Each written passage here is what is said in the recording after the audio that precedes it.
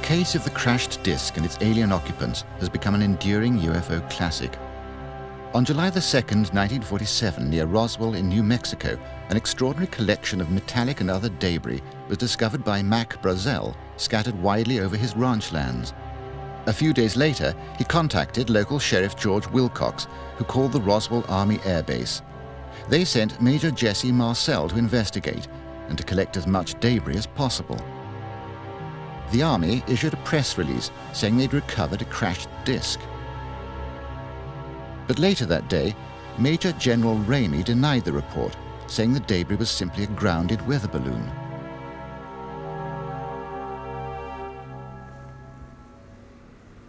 For Fred Whiting, of the Fund for UFO Research, the official conclusion simply didn't hold water. And with other researchers, he's filmed the testimonies of some surviving witnesses and their family members. Heretofore, stories of crashed saucers were twice-told tales. I have a brother who has a cousin who has an uncle whose barber says he knows someone who heard something. That has been the way most of these accounts have been circulating.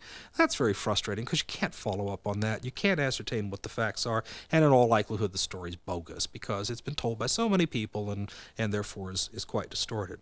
Roswell is different.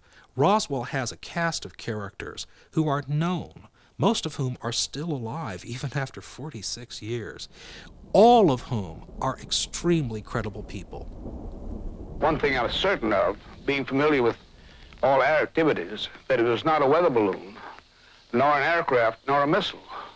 It was something else of which we didn't know what it was. There were just fragments strewn all over the area, an area about 3/4 of a mile long and several hundred feet wide. One evening we were watching TV, and it was on TV there was something about space. And my grandmother looked over at me and she said, "Barbara, do you believe in anything, you know, outside of the earth?" And I said, "You know I do." And she said, "Well, I have something that I would really like to tell you, but I don't want you to ever discuss this or tell anyone because I've never told anybody." She just wrote an article one time and put flying saucer on it, and that's all she had ever written down on a piece of paper. And I said, "Fine, what do you need to tell me?" And she, you know, I thought it was going to be something completely different than what she told me. And she said, in the 40s, there was a spacecraft, a flying saucer is what Big Mom called it, crashed outside of Roswell. And I said, "That's interesting." I said, "How do you know about it, Big Mom?" And she said, "Your grandfather, George, was as a sheriff at the time. When the incident happened, the military police came to the courthouse, to the jailhouse, and told George and I that if we ever told anything about this incident, talked about it in any way, that not only we would be killed, but the family, that they would get the rest of the family."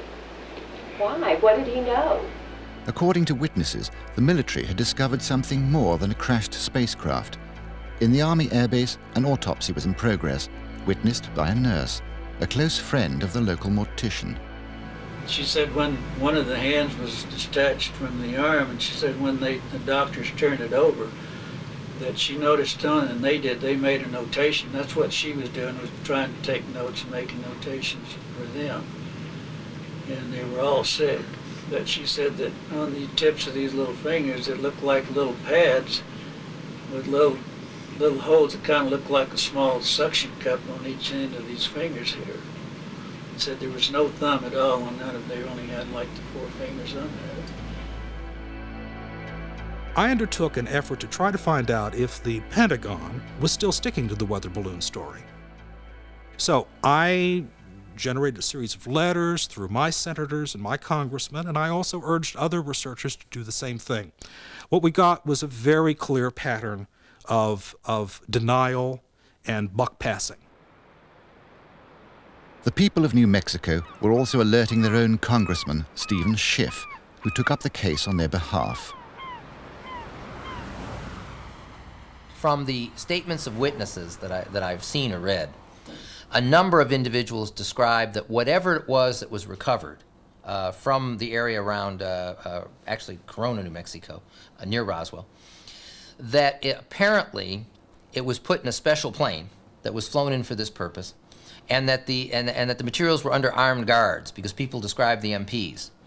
And I think it's logical to say that weather balloons aren't normally flown by special planes under armed guard. So that by itself at least raises a legitimate question as to, was this a weather balloon? I got a response from an Air Force colonel who just said, we've referred your request to the National Archives. And, you know, that simple, that quick. And so I contacted the Department of Defense again and received a response at a higher level. We're referring you to the National Archives. So I contacted the National Archives. And the National Archives responded to me that they didn't have any material on the Roswell incident. Now, needless to say, I considered this a runaround at the least, and it was at that point that I asked our General Accounting Office to assist me. The General Accounting Office, at Congressman Schiff's request, agreed to undertake an inquiry into whether or not there was a cover-up of information concerning the Roswell events. An investigator was assigned to the case, reporting back, of course, to the Congressman's office, since the General Accounting Office is a creature of the Congress. It's the Congress's investigative arm. This investigator approached an official within the Air Force Congressional Liaison Office, the Director of Plans and Operations, Colonel Larry Shockley. The investigator said to Colonel Shockley, "I'm interested in getting into the Roswell case." Colonel Shockley's response reportedly was, "You've got no business getting into that."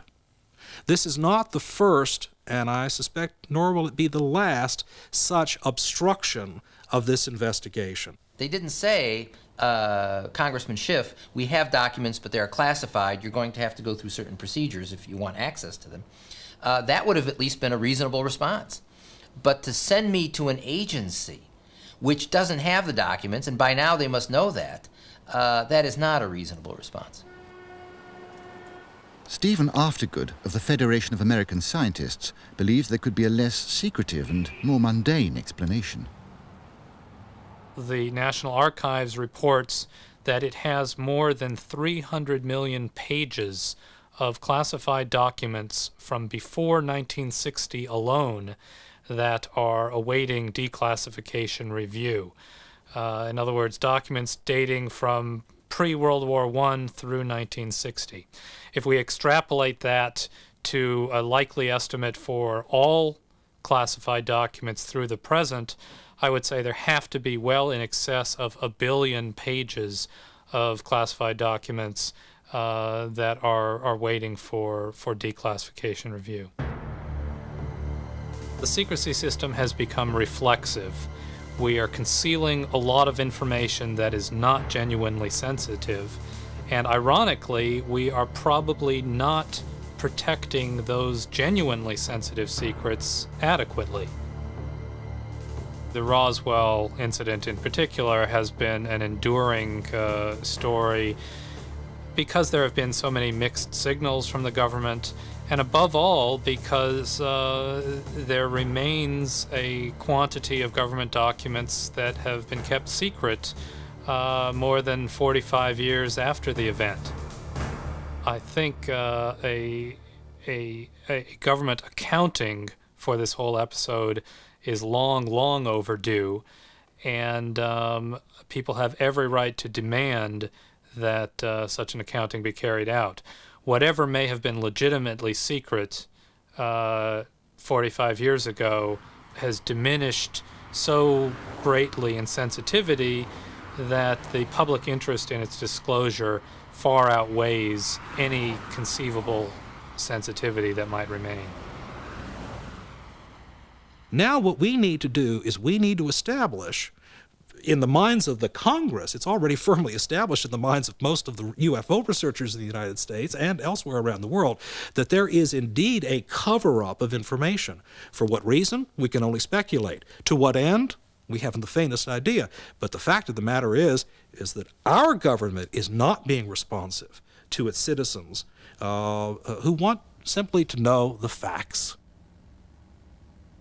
I think there's a big leap that is made by some people from an unexplained incident to an explanation that invokes sentient extraterrestrial entities that are somehow active on Earth. I am not personally cognizant of any evidence to support that.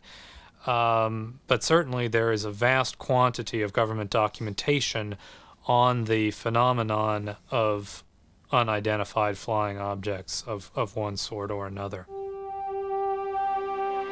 A year has passed since Stephen Schiff and the others started looking for answers, and they're still waiting.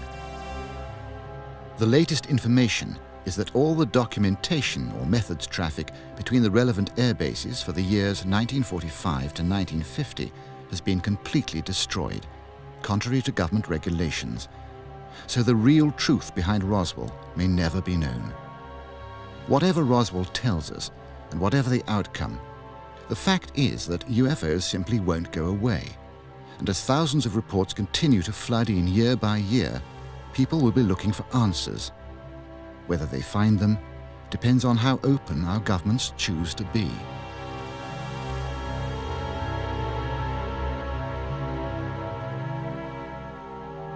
The regime of secrecy is itself a legacy of the Cold War. As West meets East, could we not follow the Russian lead in attempting to find an answer to the mystery of the UFO phenomenon?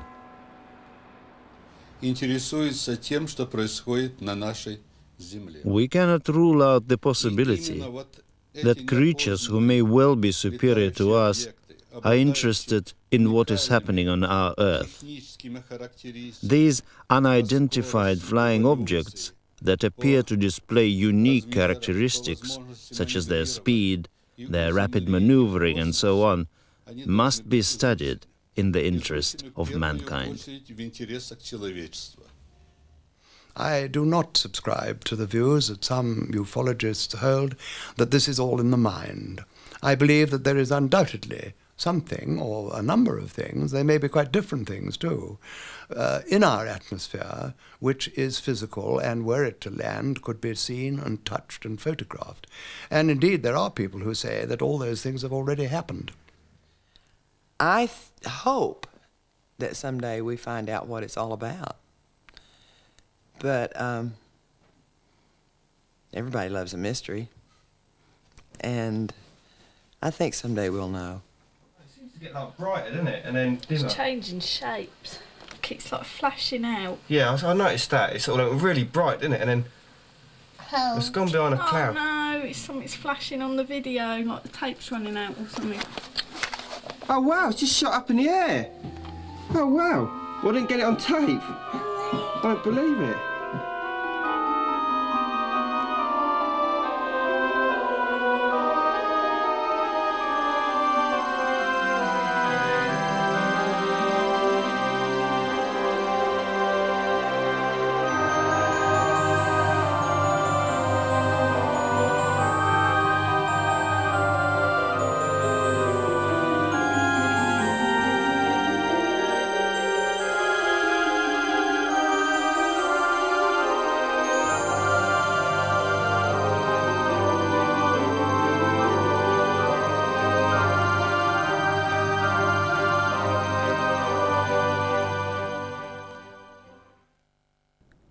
Have a copy of the booklet accompanying this programme, please send a cheque or postal order for £1.50 made payable to Central Television to UFO, Box 96, Birmingham B1 2JL. Please enclose an A4 self-addressed envelope with 47 pence postage.